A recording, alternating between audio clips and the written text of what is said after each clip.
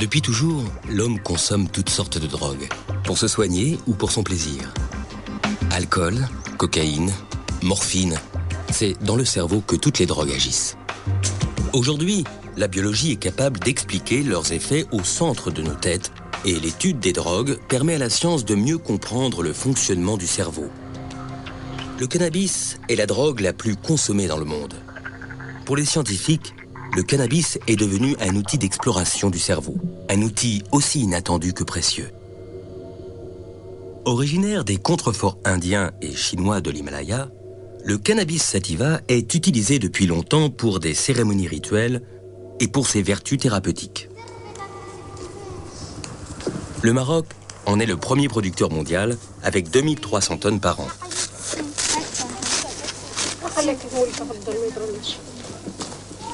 Le cannabis se fume sous la forme de feuilles séchées qu'on appelle la marijuana, herbe ou ganja, ou sous la forme de résine, le hashish. Et le kif, qui est une poudre de pollen extraite des plantes par battage, une technique traditionnelle au Maroc.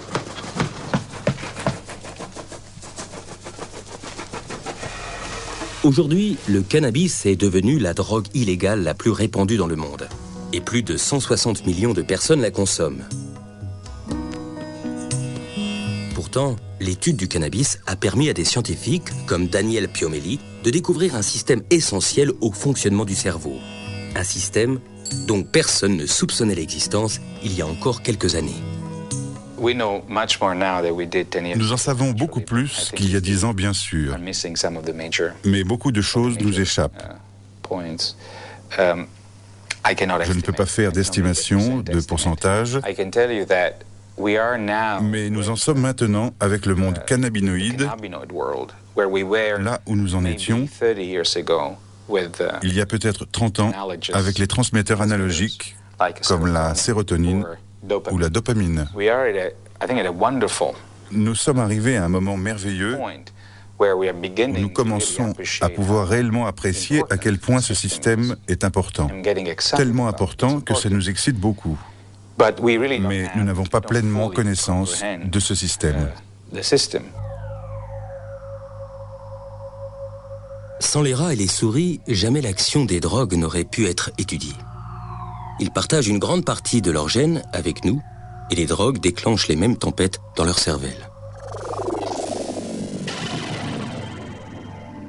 En fait, l'humanité tout entière a une dette morale envers ces petites bêtes.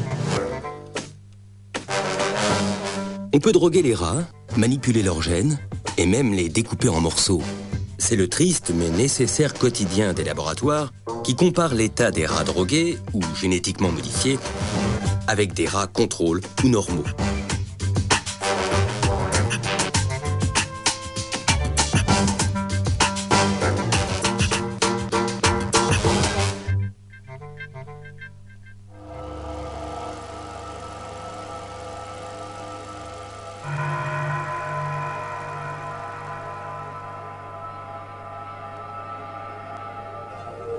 Pour agir, toutes les drogues piratent le système de communication du cerveau, car notre cerveau passe le plus clair de son temps à bavarder avec lui-même.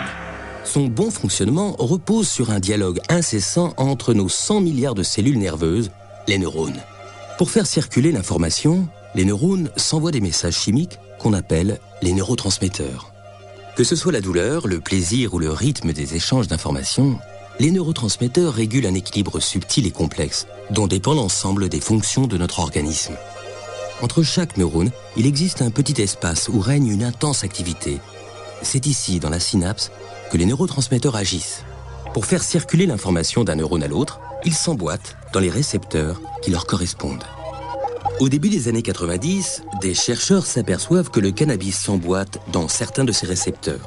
Ce que cela veut dire, c'est que notre cerveau fabrique des molécules qui ressemblent au cannabis. Ces molécules et leurs récepteurs forment ce que ces spécialistes, comme Raphaël Maldonado, appellent le système cannabinoïde endogène.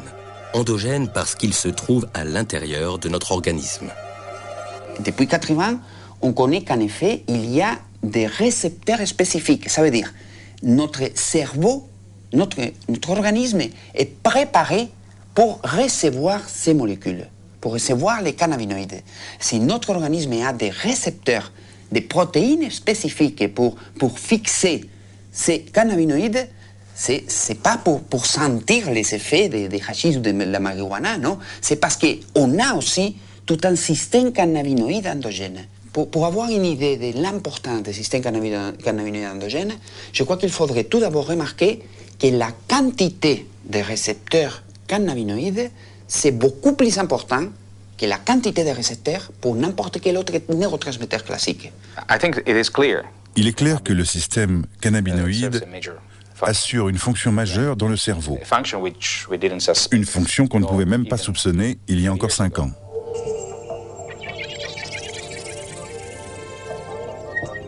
Dans le cerveau, ce système agit notamment sur le cervelet qui gère la coordination des mouvements, le tronc cérébral qui régule les fonctions vitales, le striatum, l'hippocampe et l'amygdale responsable des mouvements réflexes, de la mémoire et de l'anxiété.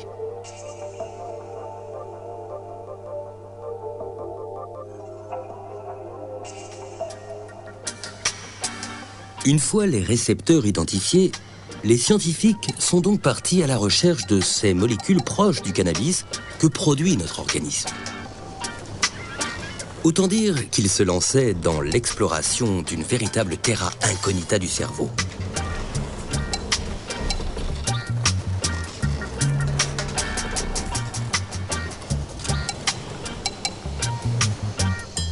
En 1992, ils parviennent à isoler une première molécule cannabinoïde, l'anandamide.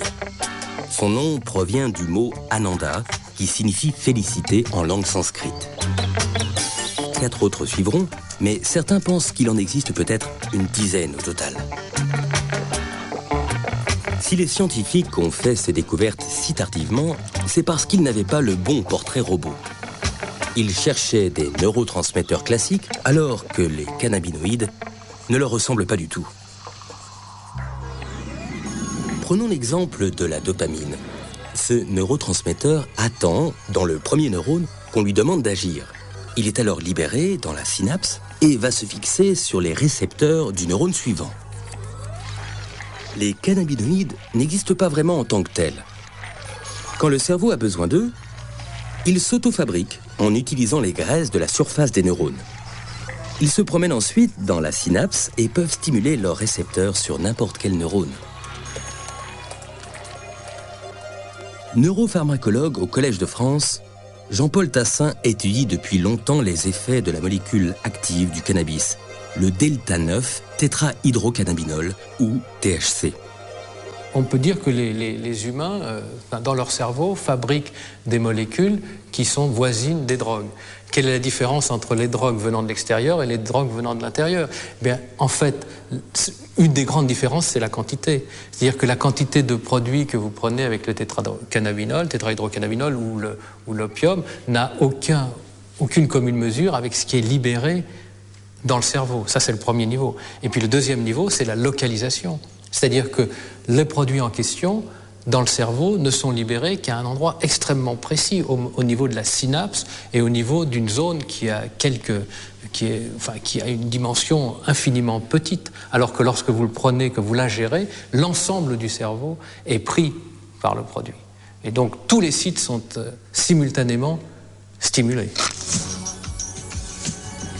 Isso aí.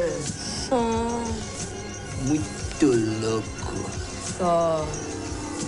Isso aí. Pode crer.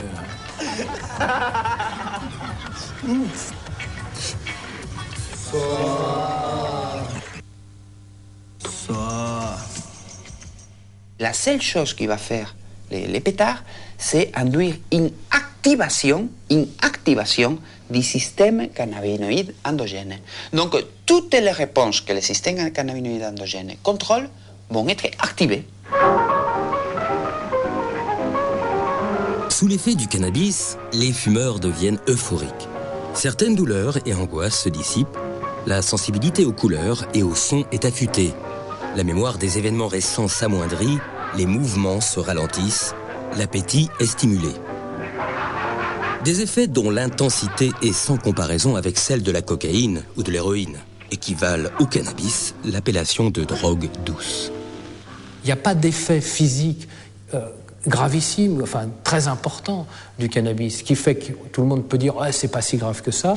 Il y a un effet psychotrope qui existe mais qui n'est pas dramatique non plus, donc il peut y avoir des défenseurs du cannabis comme il peut y avoir des attaquants du cannabis. Donc c'est un sujet parfait pour s'engueuler, c'est un sujet parfait pour ne pas être d'accord, puisque vous pouvez être des deux côtés, et pratiquement les deux côtés ont toujours un peu raison.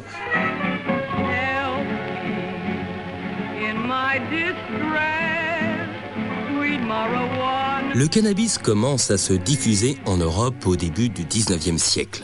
Dans les années 1850, à Paris, le club des Hachichins réunit notamment les écrivains Théophile Gautier, Charles Baudelaire, Gérard de Nerval ou encore les peintres Honoré Daumier et Eugène Delacroix.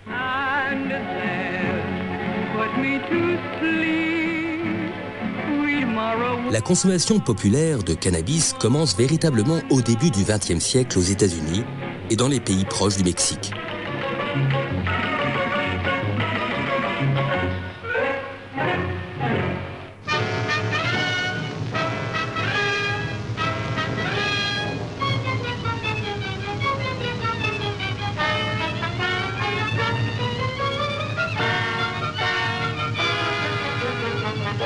Dans les années 30, les pays occidentaux interdisent le cannabis. Des films de propagande mettent en garde les familles. La marijuana est qualifiée d'assassin de la jeunesse.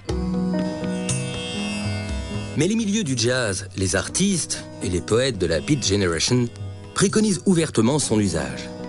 Et c'est avec le mouvement hippie, au milieu des années 60, qu'une véritable explosion de la consommation chez les jeunes a lieu aux États-Unis, puis en Europe. Le cannabis devient la drogue du love and peace.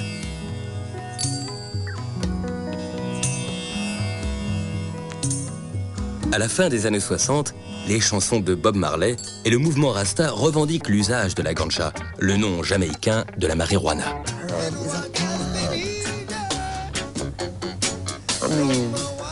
Herbs are good for everything. Why these people want to do so much good for everyone who call themselves governments and this and that? Why them say you must not use the herb? You see? And we check that and we can't find, we just see them just say, no, you must use it because it make you rebel.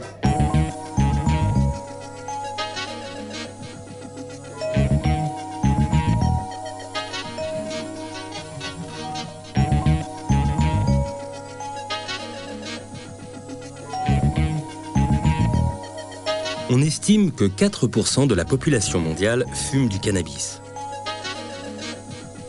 Afin de mieux cerner ce phénomène, le ministère fédéral allemand de la Santé publique a chargé Dieter Kleiber d'interroger près de 1500 consommateurs. Parmi les consommateurs réguliers, il apparaît que se détachent de façon relativement nette 3 sous-groupes qui rendent possible une classification. Und die sich inhaltlich wiederum in der Art des Konsums und der Konsummodalitäten differenzieren.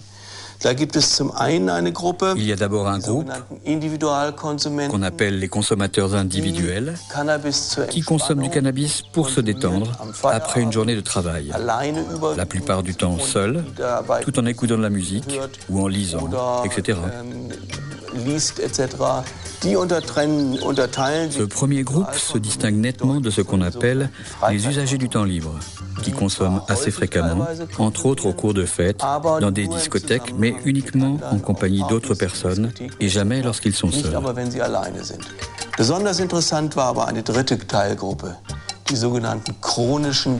Mais le groupe le plus intéressant était le troisième, ceux qu'on appelle les consommateurs chroniques et de longue durée. Ceux-ci, non seulement ont commencé à l'âge le plus précoce, mais ils sont généralement plus jeunes et leur taux de dépendance est le plus élevé, avec 28%. En conclusion, il nous semble que la dépendance chez les consommateurs de cannabis peut prendre la forme d'une dépendance psychique. Cependant, si l'on compare les chiffres, c'est assez exceptionnel, puisque cela concerne 1 à 2% de l'ensemble du groupe de consommateurs de cannabis. Et surtout, ce groupe déjà vulnérable, qui a connu auparavant des problèmes d'adaptation, des problèmes psychiques. Dépendance. Le grand mot est lâché. Or, le cannabis possède un point commun avec toutes les drogues.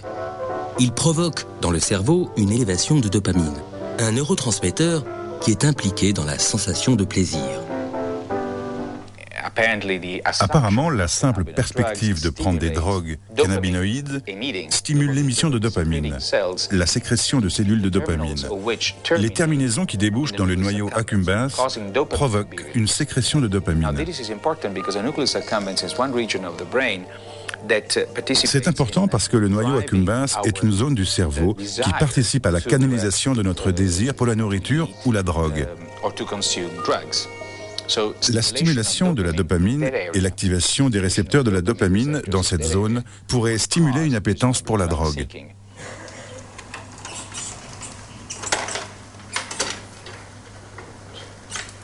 Au laboratoire de Raphaël Maldonado, on teste les propriétés renforçantes du cannabis chez les souris. En clair, cette expérience permet de voir si les souris aiment le cannabis et peuvent développer une dépendance.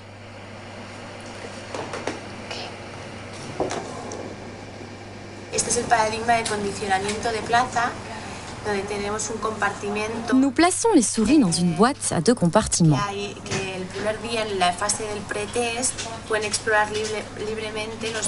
Dans un premier temps, nous les laissons explorer librement.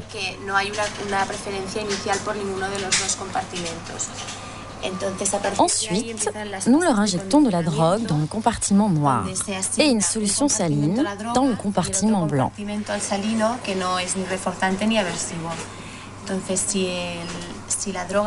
Si la drogue a des propriétés renforçantes, la souris préfère passer plus de temps dans le compartiment noir. Si elle est aversive, elle préférera le compartiment blanc.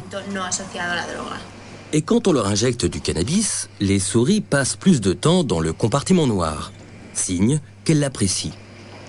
Mais pour mesurer le degré de dépendance chez les humains, médecins et chercheurs se reportent au manuel de référence pour diagnostiquer les troubles mentaux, le DSM-4. Ce système DSM-4 permet de définir des critères pour dire que quelqu'un a un processus d'anxiété, un processus de dépression, une schizophrénie, une dépendance. Ce sont des critères. Si on utilise d'une façon très, très stricte ces critères, on peut dire oui, le cannabis a les critères pour induire une dépendance. Mais si on peut analyser le cannabis induit ou n'induit pas de dépendance physique, on peut dire, là c'est clair, non? Le cannabis, la consommation humaine de cannabis n'induit pas une dépendance physique, dans le sens que l'arrêt du cannabis n'induit pas un trouble physique important. Donc, n'induit pas de la dépendance physique. Mais bien sûr, il peut induire une consommation abusive, il peut induire une perte de contrôle sur la consommation, oui. Seuls les fumeurs chroniques ressentent des symptômes physiques quand ils arrêtent le cannabis. Ces signes seraient dus à des modifications des récepteurs cannabinoïdes, des modifications qu'on pense réversibles. Si on a consommé pendant plusieurs années de grandes quantités de marijuana et qu'on arrête soudainement, plusieurs semaines, voire quelques mois après cet arrêt, on ressentira encore des sensations de dépression, d'anxiété, de perte d'appétit et d'irritabilité. L'irritabilité est un signe qui ne trompe pas. C'est assez intéressant. Des études montrent que si l'on donne à ces gens un petit peu de THC, le principe actif, pas de la drogue, pas de la marijuana, juste un peu de THC, la quasi-totalité de ces symptômes disparaît. Cela signifie que le corps s'est adapté à ces quantités importantes de marijuana en freinant son propre système et qu'il a besoin de le maintenir à ce niveau. Un nombre croissant de fumeurs en difficulté recherchent une aide médicale.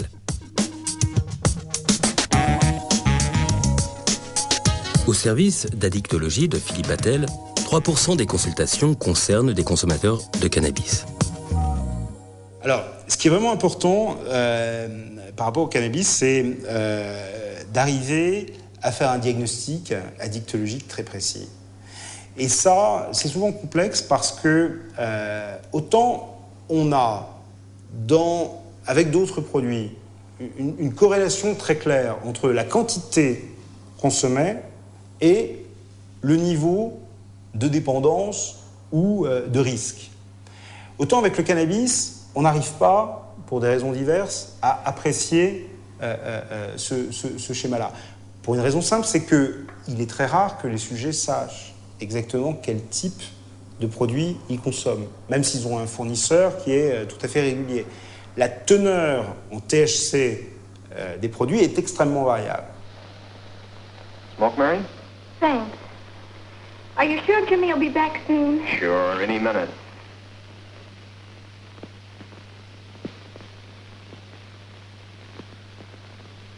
Deuxièmement, quand on est dans une évaluation, et même quand on demande au sujet de noter tous les jours ce qu'il fume, en termes de cannabis, on voit bien qu'il a beaucoup de difficultés à le faire. Pour une raison qui est aussi le fait que le cannabis altère la mémoire immédiate, et puis les pratiques aussi sont différentes. Quand les pratiques sont partagées, savoir sur un pétard combien il en a pris, est-ce qu'il en a pris un tiers, alors il a partagé, il a pris à 3, mais est-ce que l'autre a plus tiré? On ne sait pas exactement ce qu'il a pris.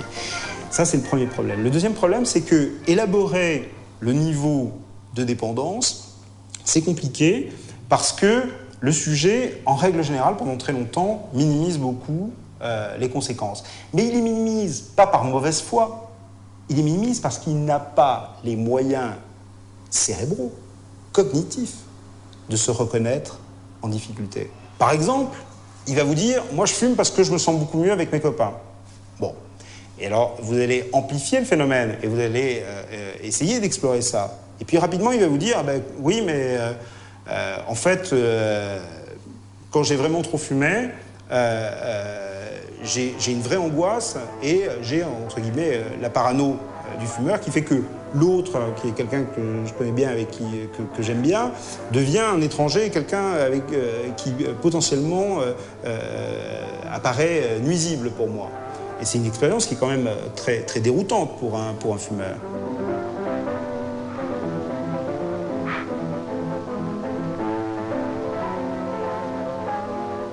J'ai des dommages, j'ai des ennuis qui sont liés à ma consommation du produit. Et que ces inconvénients, ils me pousseraient à prendre une décision d'arrêter. Et voilà ce sujet dans sa balance décisionnelle. Est-ce que je vais continuer? Est-ce que je vais m'arrêter? Et on va voir qu'il va lui-même remplir la case inconvénient. Et qu'en faisant bouger cette balance, peu à peu, on va l'aider à prendre une décision. Depuis plusieurs années en Europe, la consommation de cannabis est en constante augmentation chez les jeunes. Et en France, la moitié des moins de 18 ans ont déjà fumé un joint. Selon Daniel Piomelli, cet usage précoce du cannabis pourrait avoir des conséquences néfastes sur leur jeune cerveau. Les adolescents ressemblent aux adultes sur bien des points. Ils sont aussi grands que les adultes, leur barbe pousse, ils ont une vie sexuelle, ils ont tout d'un adulte. Mais il y a une chose que les adultes perdent. C'est une grande curiosité, cette ouverture aux choses, cet intérêt intellectuel pour toute chose. Et la raison de cela est que les systèmes du cerveau qui sont impliqués dans les comportements de quête, dans les comportements d'investigation, dans la curiosité, ces systèmes se développent plus tard dans la vie, mais déjà à ce stade. Si maintenant on commence à activer ces systèmes d'une façon inappropriée, pendant cette phase de développement, les types de problèmes que l'on peut générer plus tard au cours de la vie sont considérables. Évidemment, ceux qui vont prendre du cannabis sont en principe des jeunes qui sont dans une situation d'adolescents, qui sont donc en train de se confronter à une modification, enfin une mise en place de leur personnalité en fonction de leur environnement. Et ce cannabis, lorsqu'ils le fument, va leur permettre, pendant le temps où il agit, de prendre une certaine distance par rapport à cette contrainte qui consiste à s'adapter à un environnement et à se mettre en place leur personnalité. Alors, ça peut être un avantage si c'est pris de façon modérée, puisque ça permet de se reposer, entre guillemets. Mais si c'est pris de façon régulière, alors là, cette confrontation qui est obligatoire si on veut devenir un adulte, eh bien cette confrontation est repoussée. Elle est repoussée, voire même déformée par le cannabis. Yeah. The whole summer. At a critical time when young people must make decisions that will shape their future, the people who become dependent upon marijuana are dependent on an escape that makes the unreal seem beautiful and the reality of life seem unnecessary. No. Dad, wake up. Come on, Dad. No time to cry. Et je pense que s'il y avait une limite à donner, cette limite, c'est à partir du moment où un adolescent commence à fumer le matin, c'est-à-dire dès le début, le début de la journée où il va être confronté à tous ces événements, à partir de ce moment-là, on peut se dire qu'il y a peut-être un danger et qu'il faut faire attention. Failing this, the next tragedy may be that of your daughter, or your son, or yours, or yours, or yours. Si vous expliquez à un ado que s'il fume un pétard, il va en devenir forcément dépendant et il va se mettre de l'héroïne dans les veines, c'est archi faux. On a beaucoup d'éléments pour nous montrer que c'est faux. Si on établit une communication grand public pour les dissuader de fumer là-dessus, non seulement on ne va pas le faire, mais on va probablement avoir un effet paradoxal. À haute dose, le cannabis peut entraîner une dépendance psychologique, mais pas de dépendance physique. Alors, comment faire de la prévention sur une drogue dont les effets sont, selon les scientifiques, sans gravité ? Je veux bien qu'on mette des moyens sur le cannabis, et il faut le faire. Il faut faire, un, avec prudence, et deux, dans quelque chose qui prenne en compte le fait qu'il y a 50% des adolescents qui en consomment.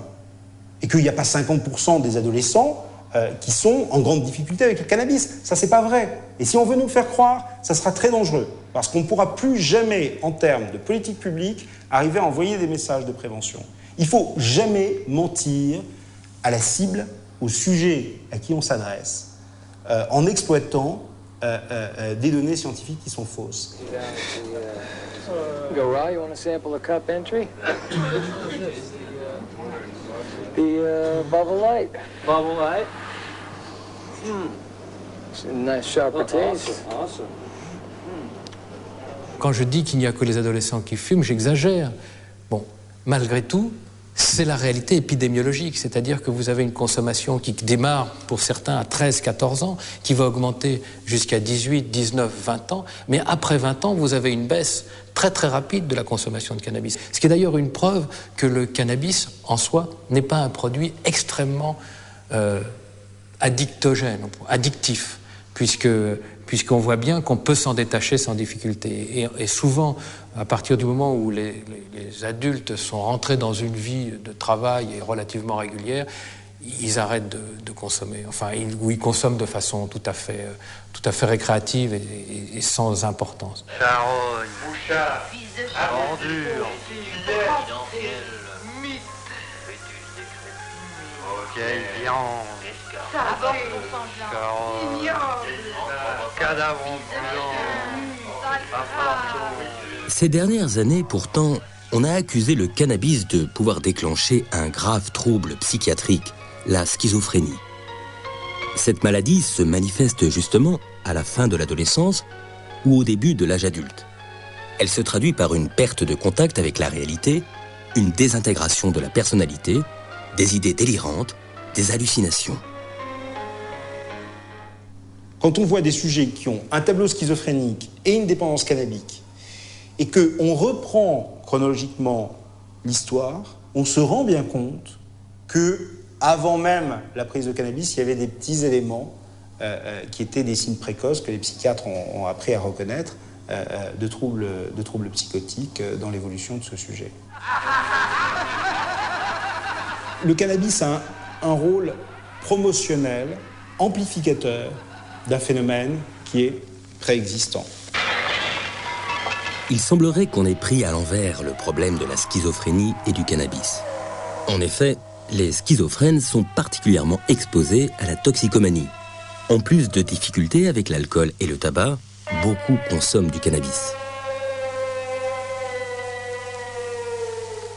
Oui, les schizophrènes utilisent beaucoup de cannabis, pour des raisons qui sont d'ailleurs bien étudiées et qui sont le fait que ça leur permet, de retrouver un sentiment,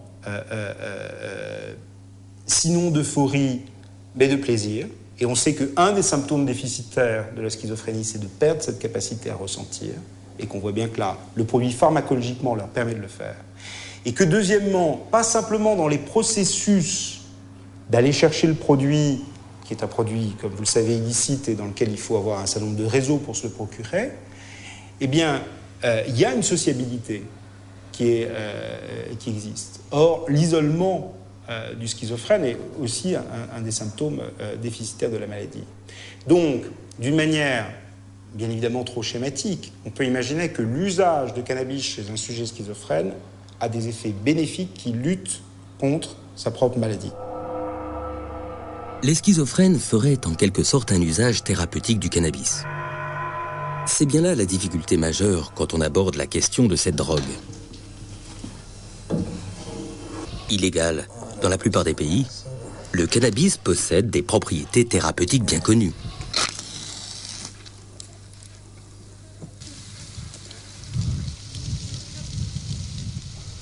El kif mejor que el tabaco.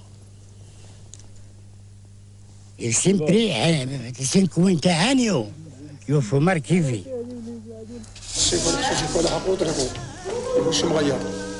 الناس كيوقع فيهم طنشي وقع فيهم المرض ما هاد الصنعه هو نهار كان عندنا حنا ما كنصنعوه شي كان مولا كيبقى بشي.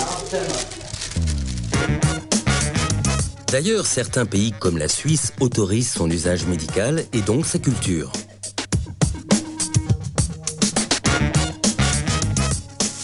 Pour moi, c'est une première, dans le sens que les médecins commencent à prescrire du chanvre aux patients en Suisse. C'est un extracteur de pollen.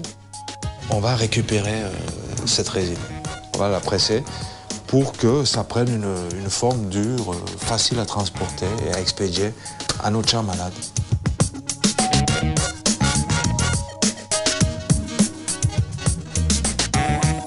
La clinique bernoise traite des patients atteints de sclérose en plaques avec des gélules à base de cannabis. Et ça nous aide quand même à mieux dormir, certainement la nuit. Pour la nuit, c'est composé, je pense. Aussi pour réveiller plus relax. Parce que le matin, c'est quelquefois, ou la plupart des fois, c'est très difficile.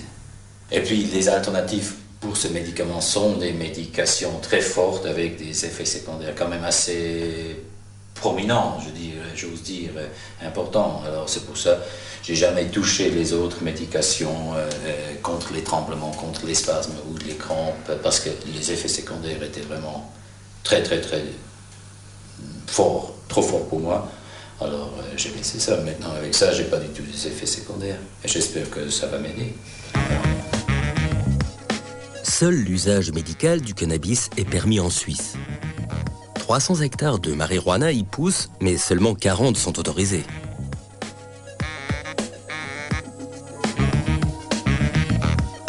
Une grande majorité de la production est en fait destinée à l'usage illégal et à l'exportation. Dans d'autres pays, comme en France, ceux qui ont la main verte se rabattent sur la culture en placard. L'usage et la culture de cannabis y sont interdits.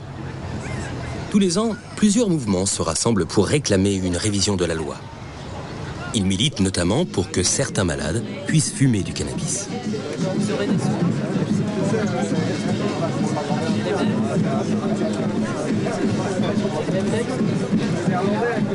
Je suis en trithérapie, il y a des effets secondaires qui sont quand même assez lourds à supporter.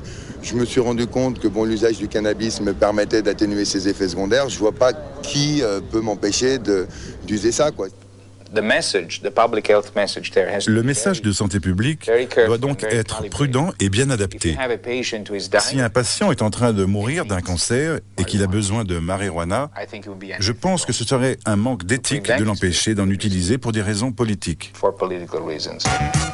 Les Pays-Bas ont été les premiers à inscrire le concept de drogue douce dans leur législation. La consommation n'y est pas considérée comme une infraction. La vente de cannabis, autorisée, est strictement réservée aux coffee shops. Tous les ans, les amateurs se réunissent à Amsterdam à l'occasion de la Cannabis Cup, une sorte de championnat du cannabis. We've got the Double Bubble. This is a kind that has been a three-time winner in the Cannabis Cup. Hey, here we go. First place. This is very clean. It's called Premier Cru. It's like the wine. It's a vintage hash.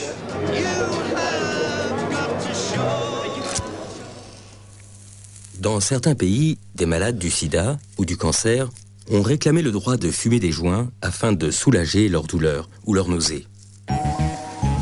Ils ont bousculé la législation au Canada, en Australie et en Europe, où le cannabis est autorisé pour des raisons médicales. La marijuana est une drogue et elle produit des effets qu'on ne peut pas demander aux gens de tolérer dans leur vie de tous les jours. On ne voudrait pas qu'un analgésique qu'on prend tous les jours entraîne une perte de mémoire. Ce serait un désastre au travail. Ou bien que les patients soient plongés dans un état de constante euphorie. Ça poserait des problèmes à ses collègues. Bom, seu Alfredo, Ana Elisa, queria aproveitar o momento para pedir em casamento a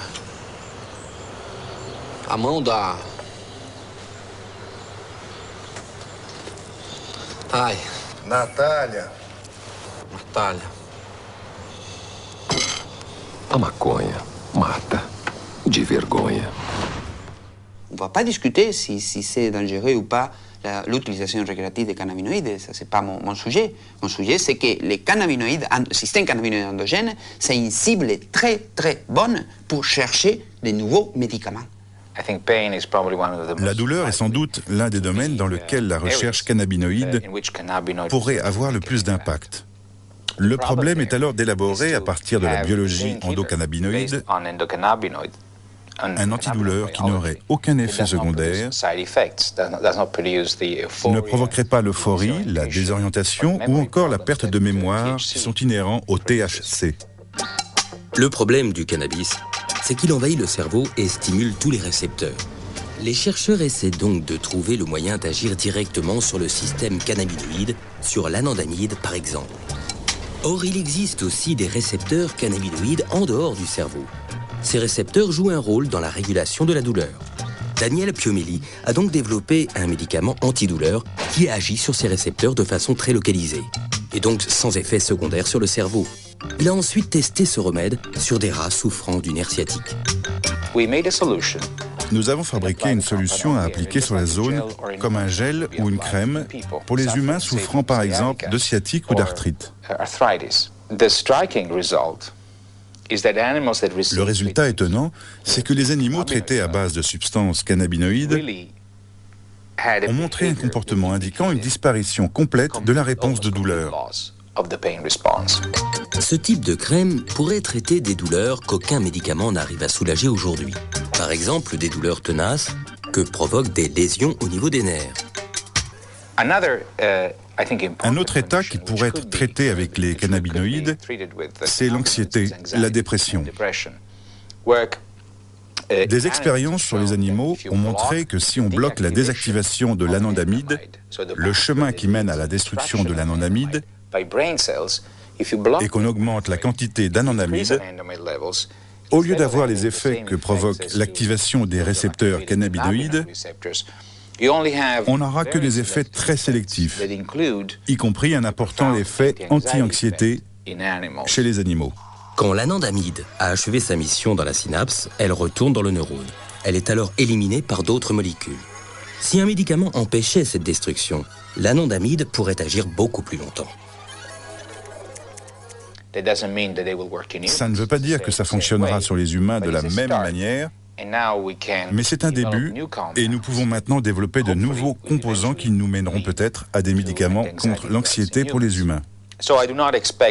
Je ne pense pas que la création d'anxiolytiques ou d'antidépresseurs basés sur le système endocannabinoïque sera facile, ni même qu'ils seront disponibles dans les 2 ou 5 prochaines années.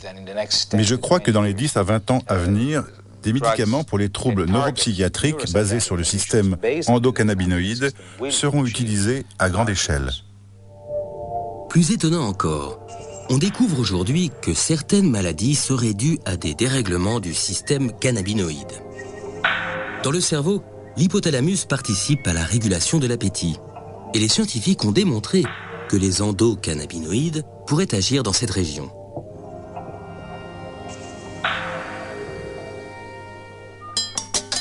Cette propriété peut servir pour soigner l'obésité. Une société pharmaceutique est sur le point de mettre sur le marché un nouveau traitement contre l'obésité, inspiré par la science du cannabis.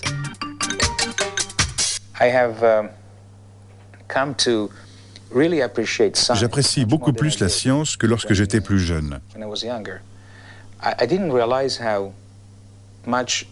Je ne réalisais pas alors à quel point la science pouvait être utile pour tout le monde, jusqu'à ce que je fasse partie de l'entreprise scientifique. Ce que j'ai également commencé à comprendre, c'est que cette entreprise scientifique trouve son but ultime dans la compréhension de l'humanité et dans l'aide rationnelle qu'elle lui apporte, en particulier dans le cas de la médecine. Et ce savoir doit être transmis à tout le monde. Il doit entraîner une prise de conscience collective, parce que sans cela, il n'y aura jamais de prise de conscience politique.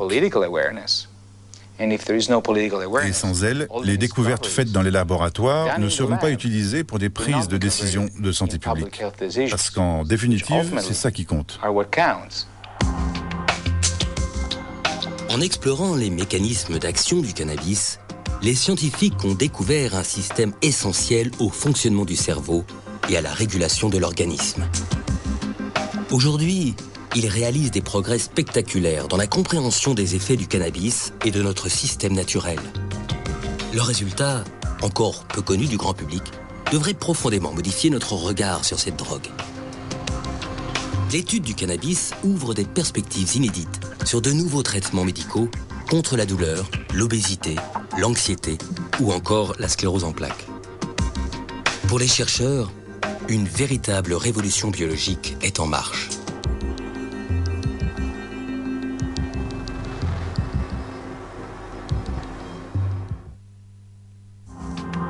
Demain, le dernier volet de notre série Drogue et cerveau sera psychédélique.